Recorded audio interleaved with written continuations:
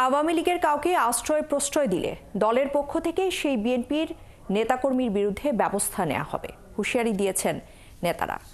বিকেলে খিলগাঁওয়ের গোড়ানে রাষ্ট্র মেরামতে বিএনপির ভারপ্রাপ্ত চেয়ারম্যান তারেক রহমানের ঘোষিত কর্মশালায় কথা জানিয়েছেন নেতারা। অনেক এলাকায় বিএনপি নেতাকর্মীরা আওয়ামী লীগের লোকজন নিয়ে দল ভারী করছে বলেও অভিযোগ উঠেছে।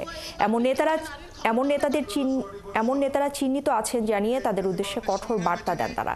এ সময় তারেক রহমান ঘোষিত 31 দফা বাস্তবায়ন করে তার সুফল বাংলাদেশের প্রতিটি ঘরে পৌঁছে দিতে নেতাকর্মীদের আহ্বান জানিয়েছেন তারা।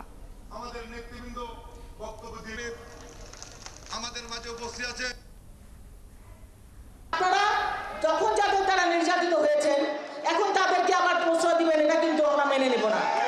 এটা ব্যাপারে আপনারা সাবধান থাকবেন।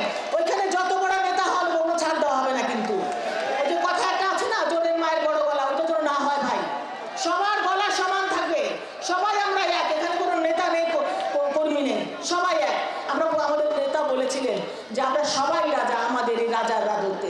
যারা কোনো ধরনের অপকর্মে জড়িত থাকবে তাদের জায়গা এই বিএনপিতে হবে না প্রিয় বন্ধুরা।